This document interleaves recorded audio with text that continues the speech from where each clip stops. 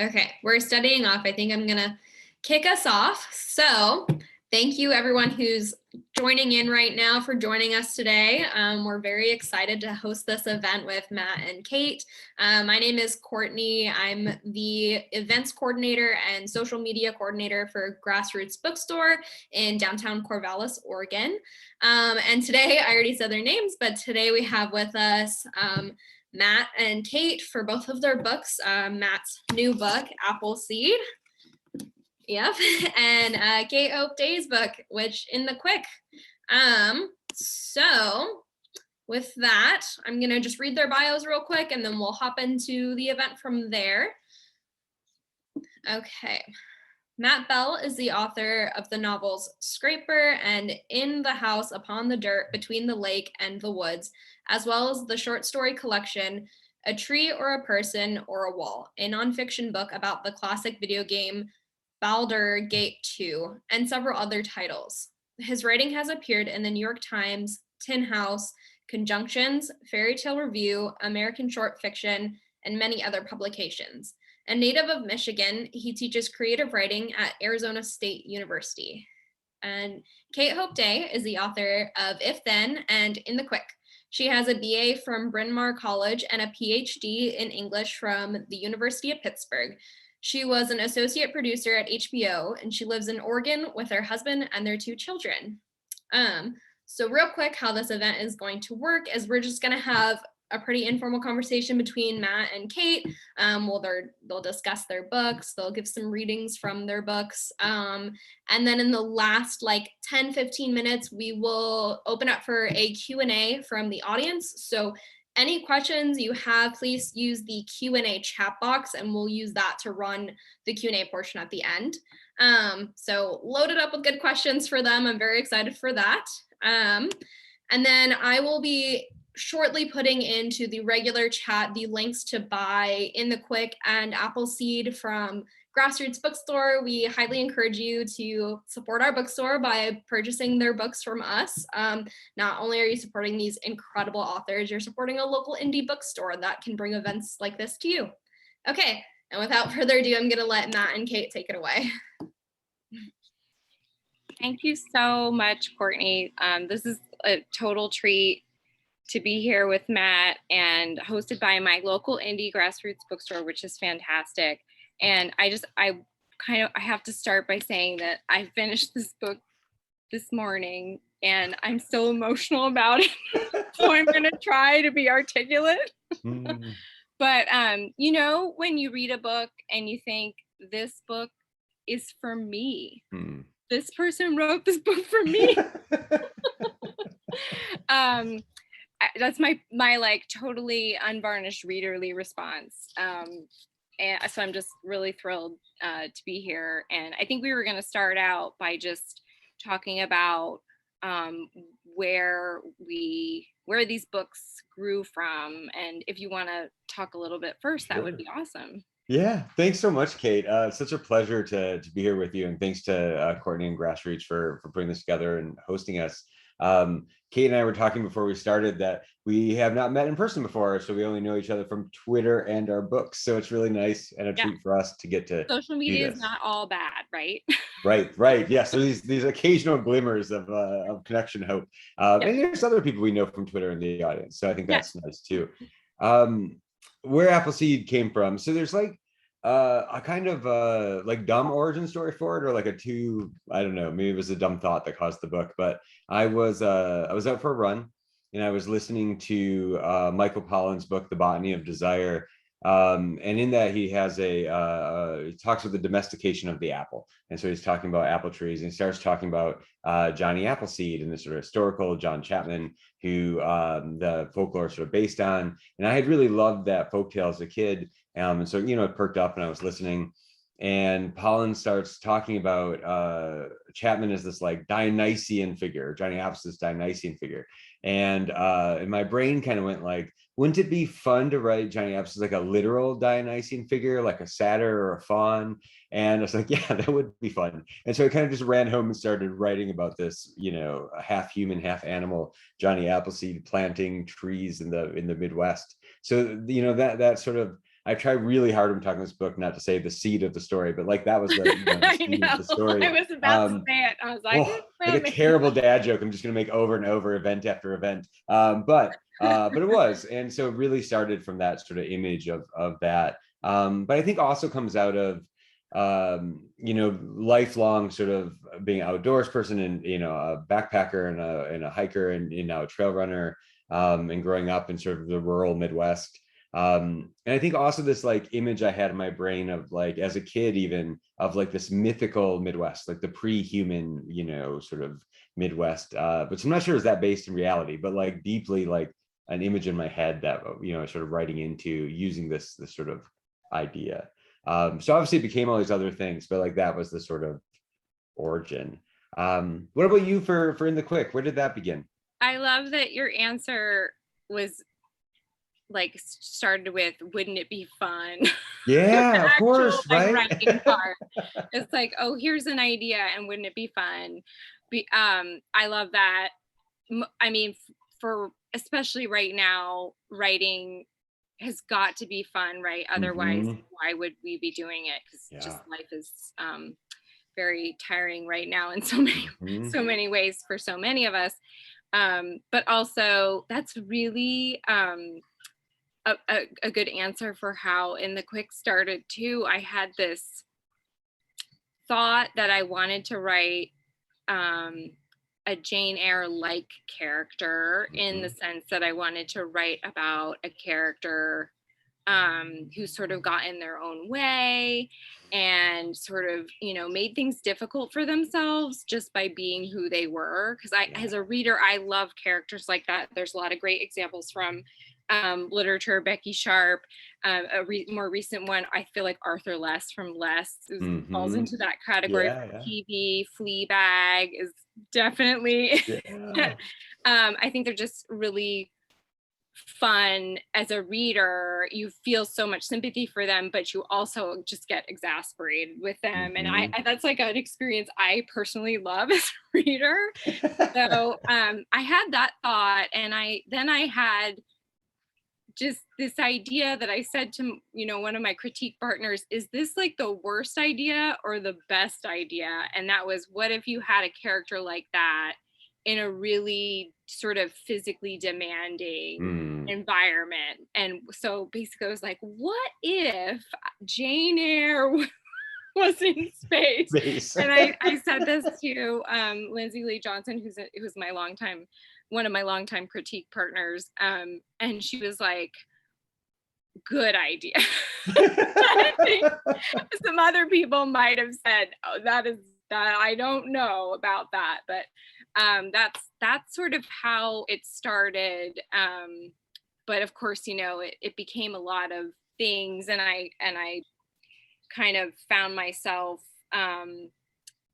going back to ideas that are sort of preoccupations of mine, which I'm sure you did in Appleseed as well. Like, what's the sort of fraught connection between ideas and bodies, and sort of the mind-body problem, which is one of the many things I saw as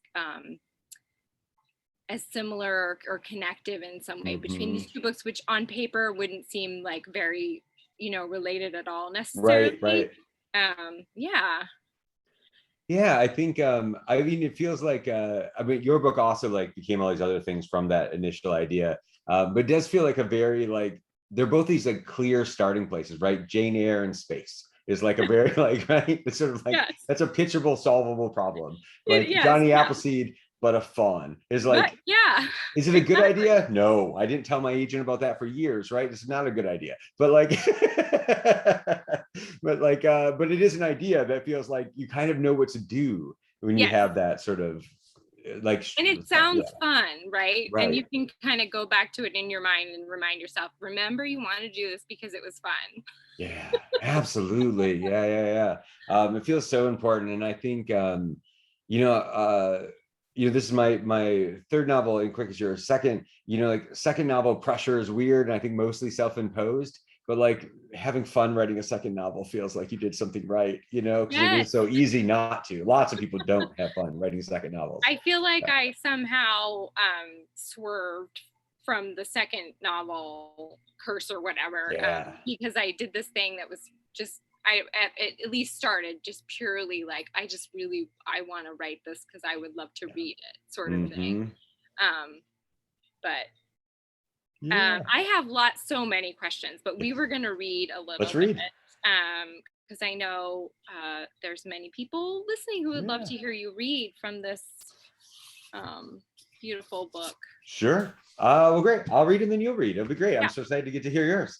I'm gonna read just the beginning of the book, so we don't have to do like a lot of explanation. But the book opens in 1799. It goes over about 1,000 years for people who aren't familiar with it, but it starts in 1799 with Chapman, who's this half animal, half human Johnny Appleseed retelling, and his brother Nathaniel returning to Ohio, which is not yet a state, coming from Pennsylvania to start another season of apple planting.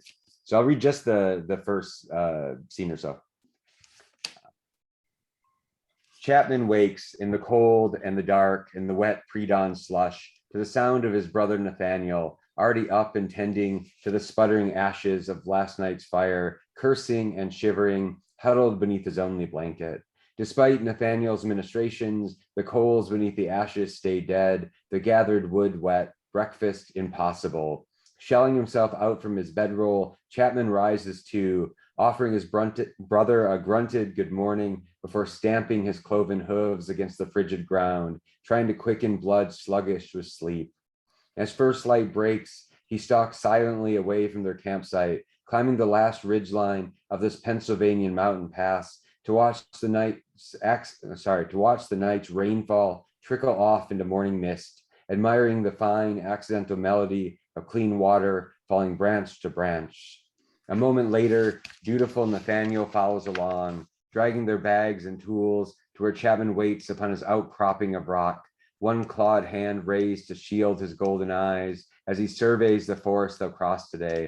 Snowpack still jamming the forest shadows, sparkling ice coating its swampy glacial kettles and its irregular lakes, all this waiting beauty backlit now by the red shroud of sunrise, the new day's dawn setting aglow, a vast world not yet fully explored. This brother, Nathaniel says, placing one calloused hand on taller Chapman's bare brown shoulder, waving the other out over the territory below. This is where we'll make our fortune. Pointing out the first landmarks they're due to pass today, he traces a path out of this mountain gap and down through the slim strand of tilled earth that gives entrance to the Ohio territory, then the way beyond, into the unsettled, unmapped forest swamps of the interior, past the river bottomlands and sheltered ravines where they sowed last year's nurseries, toward the next uninhabited acres where they'll aim to plant this year's seeds. As Nathaniel happily details his plans, Chapman smiles his much practiced smile, his sharp teeth slipping from behind his broad lips. Look, brother, he interrupts, pointing out his dim campfires barely visible through the morning mist, flickers of flame and smoke rising in far sheltered dales. There are so many more of us this year. Every year, these fires move deeper into the landscape, each one a distant sign of strangers come to expand the human mark, to put the land to what Nathaniel has taught Chapman are its rightful uses. Here are settlers hunting and trapping and gathering wild foodstuffs, cutting down trees and tearing up rocks to make room for placeholder farms, making way for the towns to come, while others tap trees for sap and hang tin sugaring buckets over hot coals, sometimes passing the time with amateur fiddling, the inviting sounds of their instruments carrying across even the most desolate, starless, moonless nights. Together, the brothers measure again the increasingly believable potential of this territory, its wilderness cleared by war, then emptied by treaty. As he has at the start of every other year's journey, Nathaniel tells Chapman again how this taken land can now be brought to heel by industrious men, how by many hands the foundations of a new civilization will be laid here, the land year by year made ready for the coming of more people, until one day the uncultivated earth gives way to what he says will surely be the grandest of cities, each graced by the tallest buildings and the widest avenues, all populated by an endless parade of hardy settlers planting horizon-busting fields of wind-tilted golden grain, harvesting fruitful orchards planted by these two forward-thinking brothers. Chapman and Nathaniel and these others gathered around their distant fires are only the first to come, he says. Even if our industries should fail entirely, Nathaniel concludes, surely we will not be the last. Nathaniel has said this for 10 years now, the same lines recited from the same mountain pass at the outset of each year's venture. It's time to go, Chapman says, suddenly impatient with his brother's story. He ties his bedroll and his tools over one bare shoulder, slings his leather seed bag around the other. The morning air is chilled and damped, but the bark of his skin keeps him warm enough that even in winter he wears no shirt or coat, only a pair of trousers hacked off above his inhuman knees. He dusts the last of the night's frost from his flanks, then whinnies lowly, stretching tall to rub the smooth shells of his curved horns with his clawed hands, first his broken horn, and then his intact twin for luck.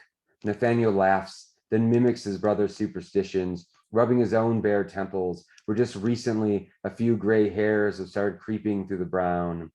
Meet you at the river, Nathaniel teases, sidestepping onto the narrow trace path leading down the ridgeline, if you can catch me. He rushes to build his slim head start, but his advantage doesn't last long. A moment later, Chapman surges past him to drop down the steep plunge of the mountainside, his hooves sliding precariously on loose scree as he picks up speed, the joy of moving fast filling him from the inside out, his fur standing on end, his heart leaping with happy effort. He quickens his pace with every step until a barking cry rips free of him, the sound of his voice, forward enough to this territory and every other to frighten all the nearby roosting birds into sudden, startled flight, the gray sky filling with their black silhouettes, their many cries, joining the whooping of this one fawn, returned at last to wildest lands. I think I'll stop there. That was wonderful. Thank you. Oh, thank you so much, Kate. It's beautiful to hear it in your voice. As I Thank have you. been doing lately, I part listened to the book and Yeah. part read it. I also did the same with yours. I listened to If Then entirely on audiobook, really? and I read in the quick and switched back and forth between the audiobook. Yeah, so absolutely. Rebecca Lohman, who narrated both of the books, is so fantastic. Fantastic. I think I hear her voice in my head now with my third novel. Oh yeah. I love that you can listen to your own audiobook. I feel like I've listened to like this much of each of mine. Only like maybe 20 seconds. Yeah. But I was a big fan of hers before, and I said, is there any way Rebecca Lohman could narrate my book? And they said yes. So yes, I've been a fan of her voice for a while, but that was really beautiful to hear it in your voice. I'm going to read also from the beginning of this, my second novel. It's so great. I feel like you should show that cover every second you get, right? I know, right? So it's very appropriate as it's starting to get dark around me. There might be some, as appropriate for your book, there might be some wild turkeys that start. Oh, great. Perfect. A call and response. Yeah. We wanted more of a live audience. So your dog's here, the turkeys are there. It's going to be really great. Yeah. Okay, so this is from chapter 1. Space is cruel to the human body.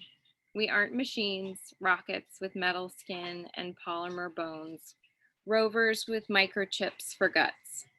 Our bodies are full of fluid and soft tissue. We aren't built for space. Our thoughts, the things we know, are sturdier in zero gravity, but they originate in gray matter.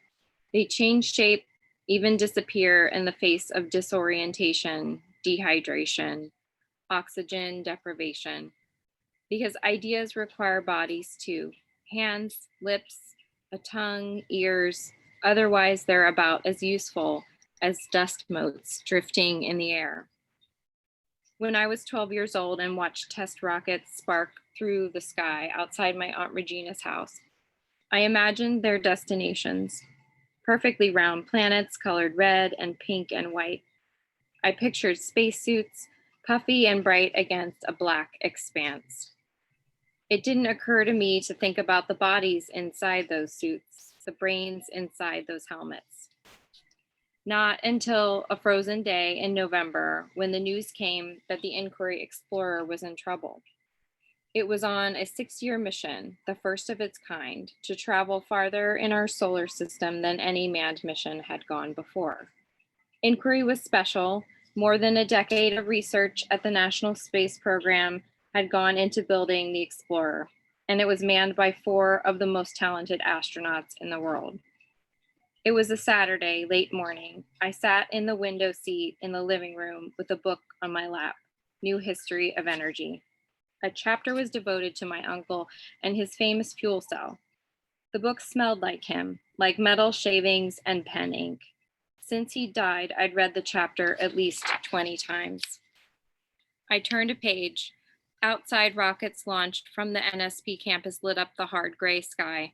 The sound of the TV came from the living room.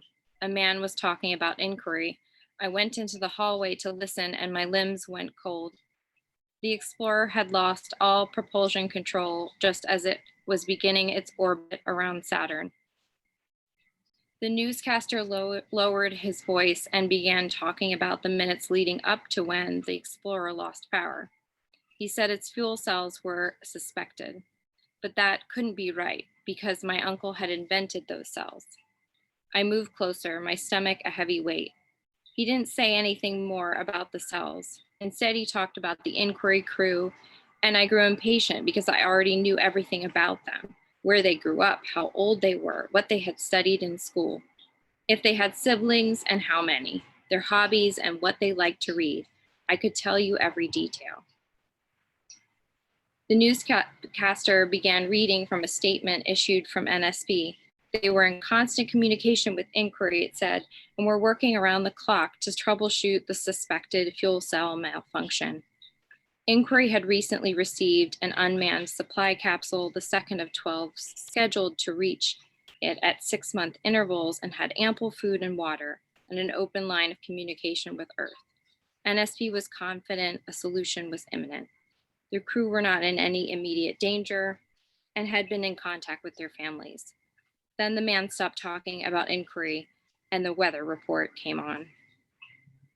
I returned to my spot in the window and called the dogs, Reacher and Duster, to come sit with me, but neither came. I felt chilled and stiff. I pulled my sweater to my chin. The words in New History of Energy swam on the page. I got up, went into the kitchen, and opened the closet door. And I think I'm going to stop there before she takes apart her aunt's vacuum, so we have time to ask each other questions about writing, because I selfishly want to talk lots about writing, but I love that. Thank you so much for reading that. And I think it's such a good beginning. There's you have so much to put on the table right away, right? There's sort of, you have the disaster of June, you have the taking part of the vacuum is so like central to like her person, you know, like the sort of like, yeah, the lack of self-awareness or awareness of how like her curiosity will affect other people. Yeah. She just can't stop herself. You know, something I wanted to say to the audience at the beginning that I forgot to is that people should feel free to like talk in the chat while we're talking. Like, you won't bother us. Like, it's like a rowdy chat is a good thing. If you want to cheer for Kate, as well, you know, like, it's so nice. Feel free. Yeah. And I'm following it here on the right. So if you want to bust in with a question relevant to what we're talking about, I think those are the best events. So me too. Yeah, be as rowdy as you like. It was funny though. What made me think when I read about how you need ideas require bodies. Yeah. But you're at the end of your book, you prove that they don't actually. Right? I mean, they're embodied, right? But not for temporarily for them. But yes, like, there is like a lack of. That's if you force me to say like what is the most important connection between these two books, I would probably have to say just the way that they are thinking through the problem of having a body, of being a corporeal being that also has imagination and intelligence and you know, the ability to think forward and backward, and yeah, and an interaction with other people and other beings in other places, right? You know, I yeah. mean, it's sort of we have like big scopes in different ways, right? Like mine's sort of earthbound, but has like a long time scope, and yours is out into space in a tighter space. You know, I mean, there is this. I feel like there's a lot of novels right now that like are on like big scales. Like it feels like we're writing, like we're having a little generational at scale kind of thing in fiction that seems really fascinating. How early did you know sort of the scope of like the space part of yours? You know, because you're doing some invention there with like the pink planet and some of the other things. Like, how early did you have some of that? That really was, I knew I wanted to follow her through sort of several points in her life. So I knew it was going to be coming of age in a way. But in terms of like where she actually goes and what she does, it was like, you know how I don't play video games, but I know you do, and my husband does. But like, you know how like the world is only building as far as yeah. And I think it was a lot like that. It was sort of like I got her to the space station, and then it was sort of like, okay, this world goes this far. And then once she was there, I was like, okay, where is she gonna go? And that's when the pink planet really, people do tend to we were talking about sort of what people like to ask us about the books, and people do like to ask about the pink planet. And legitimately my answer is, you know, yeah, I think it's cool too, but I didn't think of it as like a cool thing. It really was like a character arc creation, because I wanted a physical embodiment of all the things that she's yearning for that she doesn't have. And I wanted it a sort of physical representation of what her uncle was trying to do and sort of was stopped short doing. And it seemed like it had to be pink. And then of course my agent felt extremely strongly that the cover of the book had to be pink. It's and of so course good. Right. Yeah. Yeah, so it was a physical planet that came out of wanting to work on her her character arc and sort of what she wants. There's something really interesting about its like appearance as like a almost like you just have to escalate right as you go. And it's just sort of like there's like Earth, and we get to space, and then we get to this like, well, what's bigger than the space station? It's like the pink planet. You know, there's this sort of like exactly. yeah. It is like it can't be like a smaller thing, right? It should be just like an asteroid in like orbit somewhere. And it's like, oh, cool. Like right. Yeah. Can you talk a little bit? I know there's many writers listening in right now who might be watching this later, but can you talk a little bit about how you went about, you know what, honey, I cannot read that book with you right now. I would love to, but Daddy's gonna have to read that tonight, or you're gonna have to wait just a little bit, and then I will read that with you. Okay? About a half hour. Okay? Cool. Yep. It'll be all right. You just got offered a superior literary experience. Okay. Sorry about that. No, of course, that's great. What was I? Oh, could you talk a little bit about how you went about building the three different worlds? Because I know a lot of writers are going to want to know, and readers as well.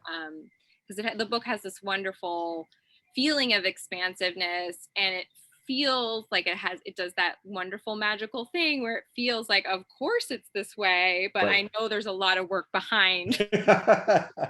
Just like how the farm, there's all the stuff underneath doing the work.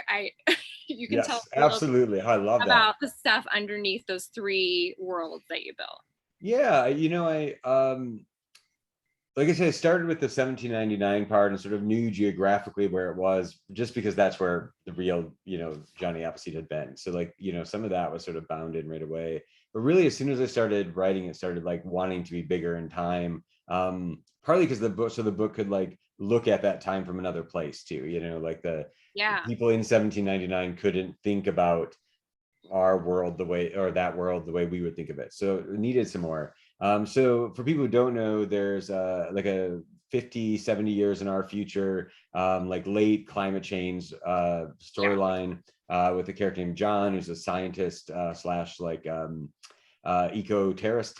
And then there's a 700 years in the future part with a character named C432, who's like a bioengineered clone character who's living on a glacier in a future ice age. So the 1799 part and the glacier part came together. I mean, they at least started really easily. Like I sort of had an idea how the landscape was like and some of what was happening there. And then the near future part took like forever to sort of figure out, partly because the near future I think is harder to write than the distant past or like the far future.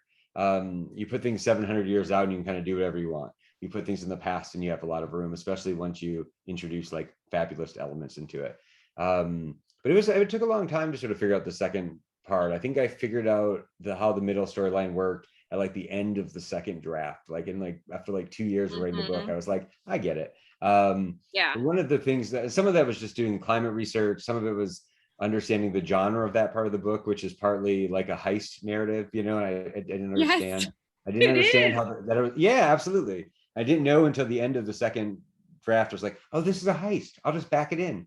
Got it. And Okay, then, I was gonna ask you that. Like, was there a heist? Did you know you wanted to have that as your sort of plot driver, or did that like come out of the writing? yeah, in the early versions of the second part, like John's just like wandering around this like deserted western half of the United States, like visiting national parks and feeling sad. And I'm like, what's this about? Yeah, And I feel got like it. I didn't know for a while. And I definitely didn't know how the three connected.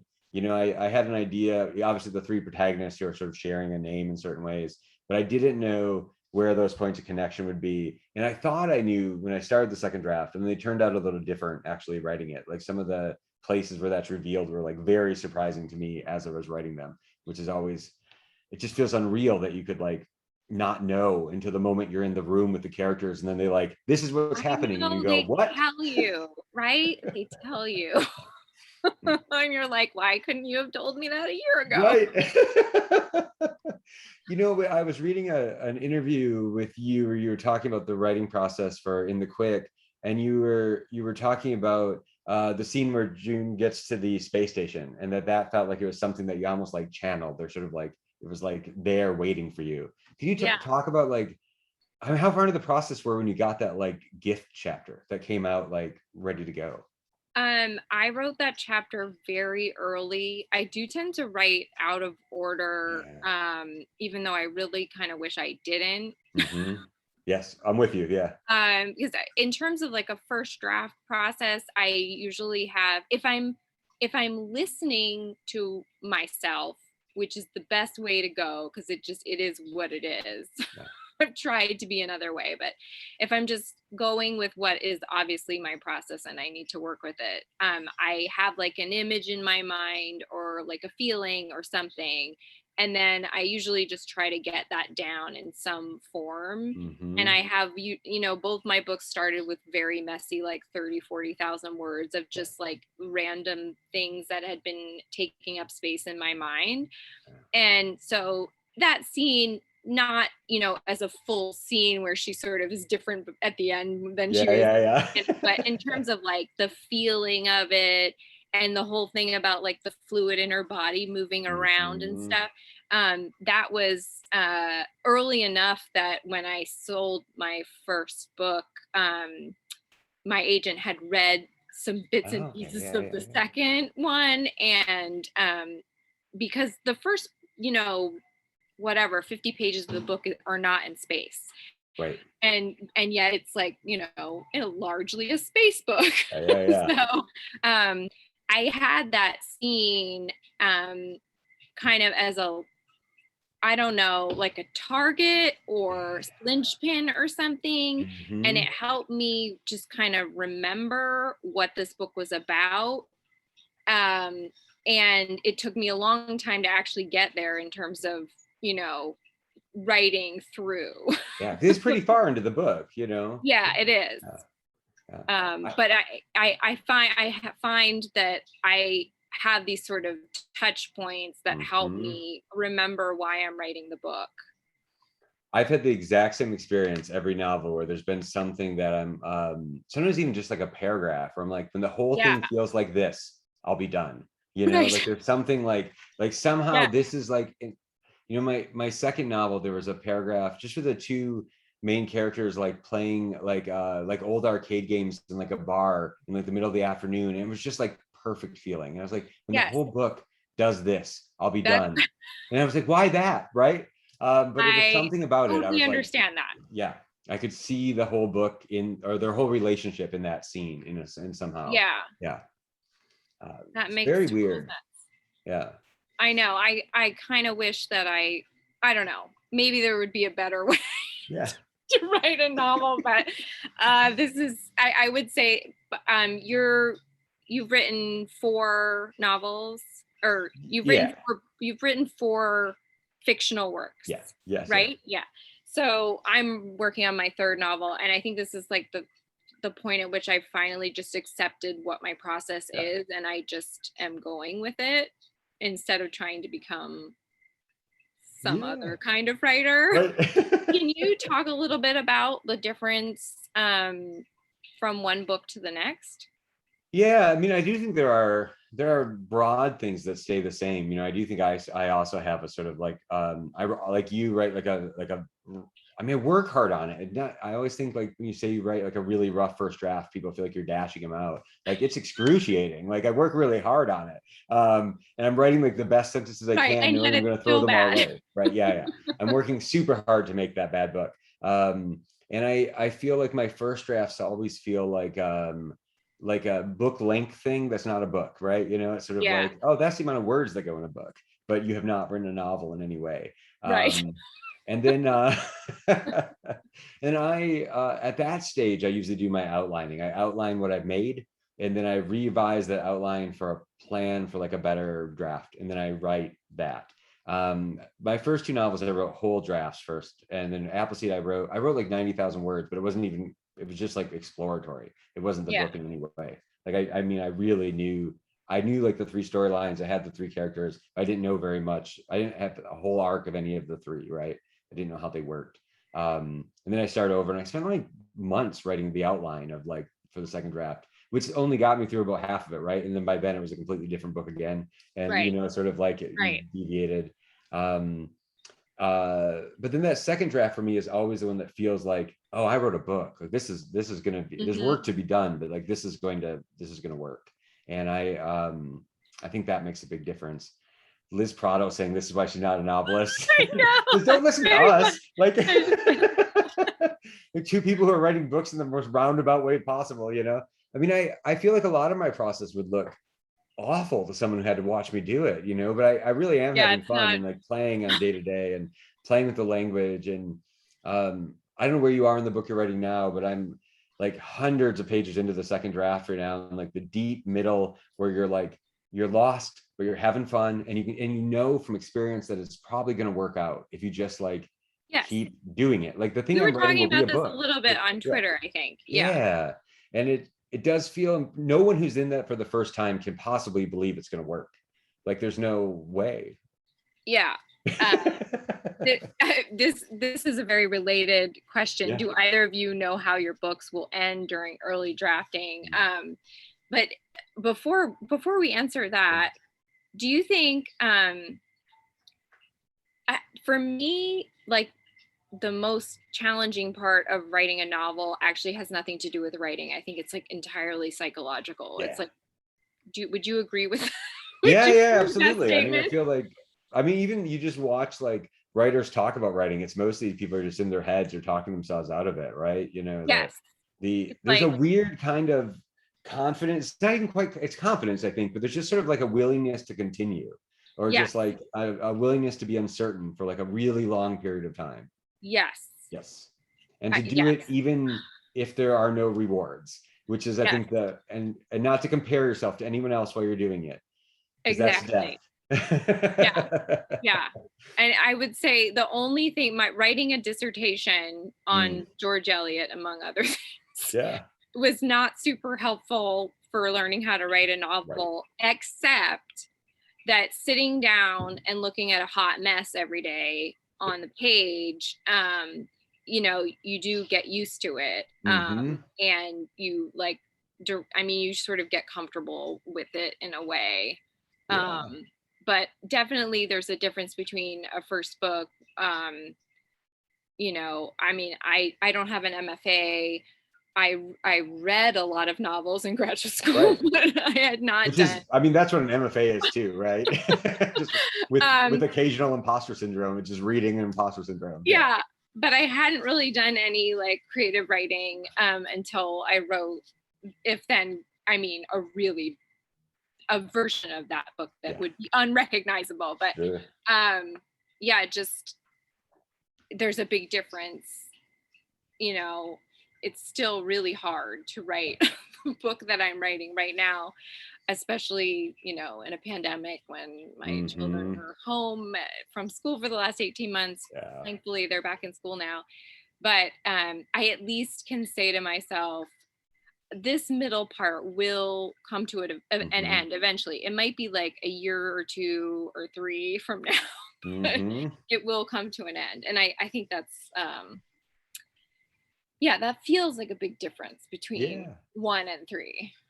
You know, maybe before we answer Laura's question of the ending, the other thing I was thinking about that I really learned writing the first book was how little my own appraisal or of like how it was going or my mood had anything to do with the quality of the prose. Like, oh my gosh, that's so true. I mean, I remember in the middle of writing In the House, like a month where I just was like, this is awful. I'm writing just like the worst stuff. When I'm done with this book, I'm gonna have so much work to do in this part of the book. And of course I had work to do in the whole book, but I was like, this part's gonna be especially bad. And then at the end, like, I couldn't really remember which part that was. It was all, you know, I was a bartender for a long time. And sometimes you go into work and you're in a great mood and you like, you have great customers, all your regulars come in and you have a lot of fun behind the bar and you make $100. And then like the next day you're like hungover and everyone's mean to you and it feels like no one's tipping and you make $100. And it's like, my mood does not really change my writing that much. There's like the months where I think my book is bad. The work still gets done if I just keep doing it. But if I stop because I think the book's bad, then I'm done. Yeah, I've never really thought about it, but that is really true. I've written great paragraphs when I think I'm writing a bad paragraph, and I've written really bad paragraphs. Yeah. I think I'm writing like the most brilliant that's ever been written. We're not good guides to our own work, I don't think. I mean, it's just like, especially like on a day-to-day basis. On a day-to-day basis. I can be objective. But like if you come back to a section a month later, that's a different thing. But do you want to talk a little bit about the question about endings? Endings, yeah. Yeah. Do we know how the books will end during early drafting? I don't think not exactly, not in a like clear way. Although sometimes I have a place I'm aiming. I know with my first book, I like knew like the room it ended in, which wasn't really a room, but I sort of had an idea like one day the characters will be in this place together. And I don't know what happens when they get there, but I know they'll be there. I think for Appleseed, I don't really think so. I think I really discovered that on the run. You know, I sort of like I had a place I thought it was going to end. I had the location, I guess. I knew it, like C was going to try to get to this place, and that would be the end of the book. But I didn't know what would happen when he got there, and that was like entirely a surprise. Like everything that happened after he gets to the destination was sort of discovered as I was writing it, including like the very end of the book. Oh, that's so interesting. Yeah. Which is sort of wild. There's a story that he's told at the end of the book that like I didn't know was going to be told, and then I was like, oh wow, like this person has like a fairy tale locked and loaded for the last page. Yeah. Yeah. That's and magical. I mean, that's just sometimes it can be magical like that. Yeah. I wrote that in a Portland hotel room, so I finished the book in Oregon. So it's nice to talk about it there today virtually. Nice. Yeah. It's interesting what you were saying about outlining. I do something very similar. I write sort of like a hot mess. There's a hot mess on the page, and then which is just sort of like feeling out the character or the world or whatever. And then I go back at that point and attempt to outline the whole of the book, which may or may not stand. Right. But with my first book, I knew that there is a looming natural disaster in that book, and I felt like it probably would end with that occurring. But other than that, and I knew I was sort of tickled by the idea of having all the characters be in one room together, because so much of the book it is them sort of leading their separate lives, and they're not necessarily in one space. And so I really love that idea, but I didn't know how I was going to do it. In the quick, I had an idea of what I wanted the end of the novel to feel like, sort of what I wanted it to do thematically, but in terms of like even where she might be located, right?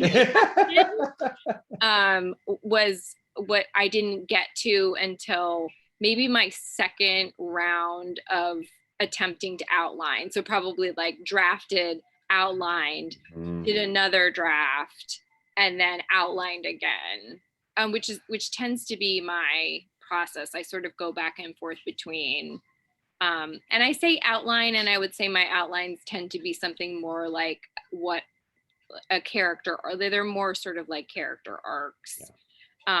Although I do try to keep track of like what actually occurs in the plot. It's somewhere kind of in that same document. You know, I love the idea of just continue to outline, because I do the same thing. Like, I think I'm on like my fourth outline for the book I'm writing, right? It's just like you need to have that scale model of the book to think with. Just to hold it in your mind. You know, there people in the comments who feeling like they're not a novelist because they're not doing some of these things we're talking about. But I think a thing that became kind of clear to me when I was first writing maybe the first novel is like I can only hold about 30 to 40 pages of prose in my head at a time. Like that's how much of the book I remember at any given time, you know, like, which is like a really long short story, like 10,000 words or something. And so when I have 100,000 words, the other 90,000 words are like completely mysterious to me. Anything could be in them, right? You know, like, and you remember little things, but you just kind of forget the book you're writing, especially in that first or second draft where like there's tons of stuff you don't remember. And then in late revision, I work super long hours for a short period of time so that I can remember more of the book at once. Like if I go through it fast enough, I can remember the whole thing and lets me edit. And that's the only phase where I'm like a writer in a movie. Like I'm a crazy person who's not fun to talk to, and like I have no interest except myself. And like I'm just like I'm really like a miserable. Like my wife Jessica will always be like, "Are you close to being done?" Like I would like to have a dinner conversation again, you know. But it's like for like 4 weeks at the very end, you know, is the only time that really happens. When you're doing that, this is a very small question, but are you doing it on paper or are you doing it on screen? Both, sort of like the computer, paper, e-reader, aloud. I read the whole book end to end out loud at least once or twice. I do that too. Yeah, absolutely. I was, as you were talking, that's when I get like just covered in paper and it becomes like unmanageable. But I feel like I have to, like, I'll break out the chapters on the floor and stuff like that, especially with my first book, which had 4 points of view and then an alternate reality. So there were actually 8 points of view. So that one, I had all kinds of other things to help me, including a Google Calendar to keep track of everything. But within the quick, it was more for me just really trying to hold all of her development from 12 to I think she's 18 or 19. And that's really hard to hold in your mind. And so at one point I had like a set of note cards where I wrote sort of where she was at the end of each chapter, sort of, emotionally, developmentally, kind of in terms of her finding where she belonged, which is kind of, what she's searching for in the book. And I would sort of like flip through it. But so much of this, I think, is like coming up with ways to try to hold this big thing in your mind, right? Yeah. And by the time where we are now, we're in the quick's been out for 6 months. Like that? And Appleseed's been out for 2. And I'm like, oh, I remember the 8 pages I read Like, you know what I mean? Oh my Like, I'm just gosh. like, yeah. I don't. It's sort of, anyone who's like read a review of my book recently remembers more of it than me. I mean, it's sort of shocking sometimes. You're like, oh, that does happen in the book. That's cool. Yes. You know? Yeah. Yeah, when I do these book clubs, which I've done quite a few of this past summer, they'll be like, "Well, what?"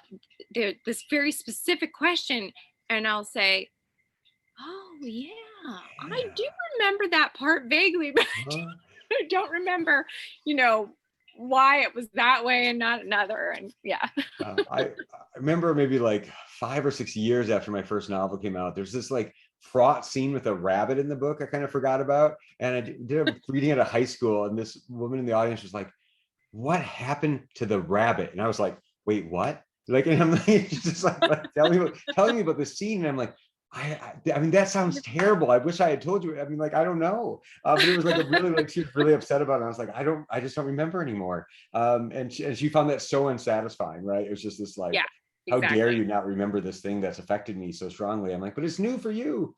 Yes. And Courtney's back. So we said, hi, Courtney. Hi, Courtney. Hello. I've been like not wanting to interrupt you. Your conversation has been so fun. We should take some questions. Yes. Yeah. Yeah. Audience, please ask some questions right now is great. I have some questions written down. You answered some already that are in the box, but guys, feel free to ask whatever. Yeah, did you miss any? I was trying to scroll up and I think you got them. okay. You know, while people are asking questions, there's Kate has this great essay on LitHub. I wrote down the title, so I'll tell you too.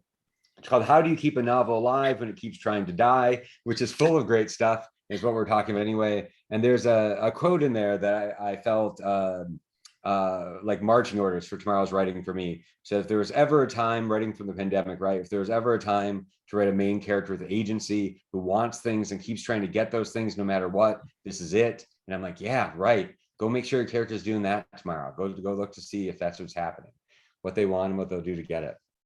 Yeah. I feel like, yes. Yes. I'm very grateful. I have a character right now who wants something so badly that she's even as I did the Anne Patchett thing where I scrapped the entire book except for her. Yeah.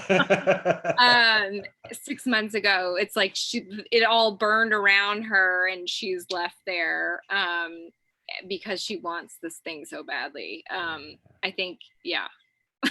I agree with my own words. I mean, it's always nice to find out your craft ideas have held up for 6 months. You're like, I do still believe that. I do still believe that.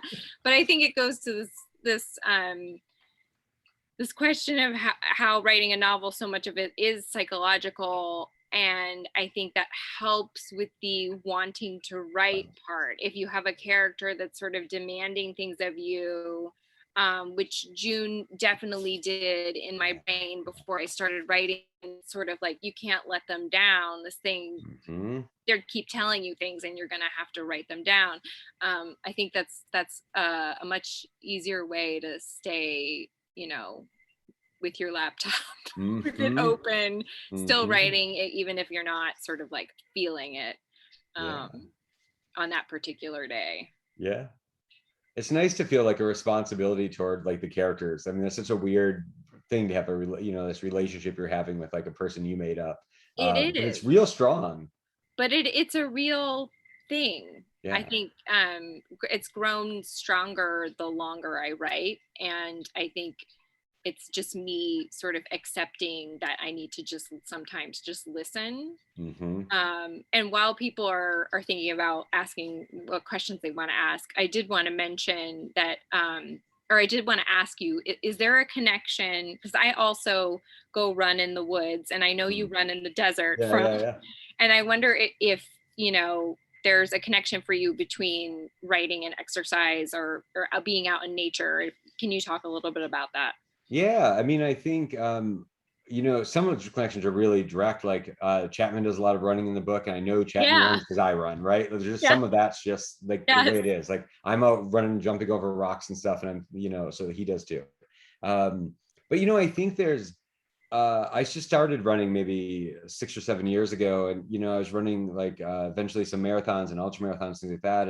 And one of the things about training for that kind of stuff that felt just like running or writing was like a 16 week like training plan for a marathon is somewhat like a novel, like writing a novel, right? You just like do this small work over and over and over again. And you build and you get stronger. And then the even thing when you you do on feel the last, good, even when you feel bad. yeah, right. And on the last day, you do this thing that is like the public thing, or like the published book, or running the marathon. But the experience was really the 16 weeks, right, or the 3 years or 5 years. And they just it felt like the mental habits of being a writer enabled me to be a runner, and then they like fed back. Right before I finished, not right for like the last 3 months of finishing the big draft of Appleseed, I ran my third 50K, and it went really well. Like I had a really good race. I actually got lost in it and ran 2 extra miles and still beat my time from the year before. And like I just felt good. Right? Wow, I had a nice. good break. Yeah. And I came out of it feeling really confident, and it just like attached to the writing for the last 3 months. I love that. I knew that was false. Because you can run an ultra marathon does not mean you can finish a novel. They're not related. I knew it was false, and I was like, I don't care. Let's just ride it. And it was really good. It was like, do I have to run an ultra marathon every time I want to finish a novel? That's not sustainable. But it was really interesting to feel like them just feeding each other the mental habits, or a similar mental habit was useful at the desk as what was useful on the trail. Thank God, right? Do you feel the same? Is there something about that translates for you in the same way? I've just found that I'm a whole lot better off if I'm sitting down to write, if I've already spent some time just with an empty brain. And just, maybe sometimes I hike or trail run. We're sort of right at the edge of the resource forest here, which is why the wild turkeys sometimes poop on us. But I've just found, I think especially with my second novel, which I wrote under contract, which I didn't with my first, right. I had this idea that like I needed to be sitting in front of a computer at all times. And I think with this third novel, I'm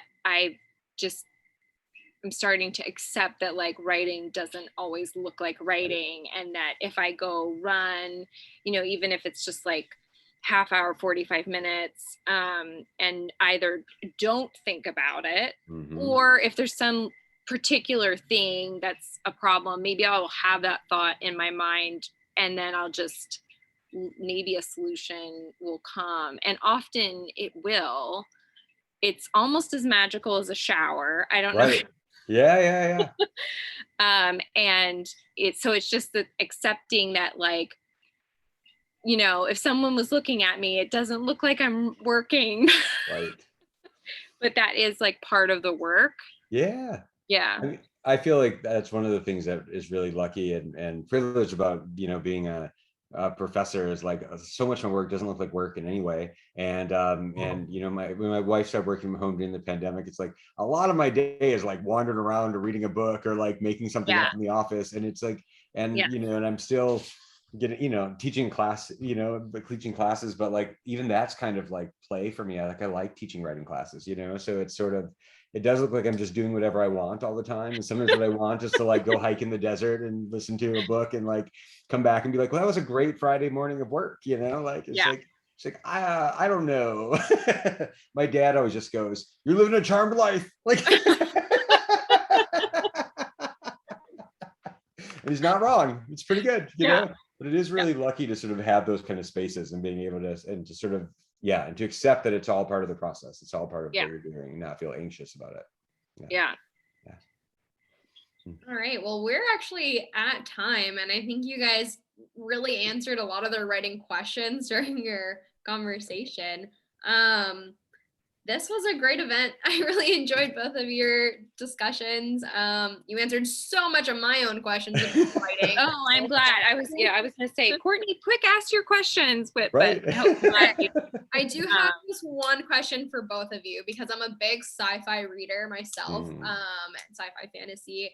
Both of you have such a good balance between like incorporating things that don't exist yet, technologies that don't exist, or like things that are coming about with things that we're already familiar with, right? Space travel and climate change, things like that. How do you make that balance in your work so that your readers are like, I have no idea what's going on? I mean, maybe the way you just said it, right, is like it's sort of a mix, or like some of it has to, like, what is the part that's discernible or sort of usable. One of the things I really love in old science fiction movies is like the practical sets and spaceships, all the buttons and all the like control panels, and just like even like pre Star Wars, pre 2001, like old movies just have these great cockpits and stuff. And you can sort of like, you can kind of imagine yourself being in space. I don't think the people, I mean, some of those were made before we were really doing a lot of space travel. Like people don't know what those buttons are for, but we can imagine being there and pressing them. And I think it's sort of like just trying to find those places where it feels like the reader could interface with it, or could sort of use it, sort of give them some of that. But yeah, I mean, I sort of, I don't know, I love that stuff. I feel like it's usually pretty scannable for people. Yeah, you both do a great job of it. Which I feel like, I don't know, I've read some books that you can really get lost in like the futuristic aspect, but also then be like, okay, so have you guys, either of you read Station 11 by Emily St. Mandel? So she wrote about like a pandemic before it even happened, right? And now she's having to warn people on her Twitter, like, don't read my book right now, maybe. And it's just such an interesting balance of like this wild sci-fi writing becoming very realistic. That's what I thought with both of your books, especially yours set in like the close climate change. I was like, oh no, this is already happening. Yeah, there's sort of, I mean, obviously climate change has been going on for a long time. People are aware of it, but it does feel, we just had this new IPCC report, but it feels like the one right before that came out while I was writing the book. And it felt like the news coverage of climate change went way up, like in like the New York Times and stuff after that. It felt like there was like, partly just because we've had like a really serious couple of years with like weird weather and climate events, but it does feel like the awareness is sort of heightened in a general populist kind of way. But I think I'm sure this is true of Emily too. Like, you would obviously rather your book come out into a place where it was not relevant at all, and that no one, everybody's like, oh, we solved climate change while you were writing that book, so don't bother. And great. But it is sort of interesting how sometimes the stuff you're writing about seems different because of what's happened in the world while you're writing it. I think there's definitely things in the book that are highlighted in mine, and probably in Kate's, that are just different because of what's had going on the last 18 months. Yeah.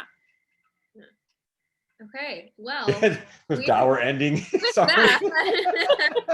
Oh, I think we might have a question. I feel like so much of it has to be character based too, not just hitting the world building for the sake of it, the aspects of the technology that are important to the character that'll make. Thank you. Yeah. Hi, Danya. Yeah, I mean, I would just add, I think similar to what Matt was saying, is that what he was saying about the buttons. To me, I think as a reader, I tend to write, especially about the science sort of stuff. I really try to write as a reader, and as a reader, I need to be grounded in like the physical experience of the strange thing. And I think it's one thing that Matt does so beautifully, even in very, obviously otherworldly environment, you still feel very embodied. And we all have a body, and we all have felt pain, and we've all felt disoriented or nauseous, just drawing from my book.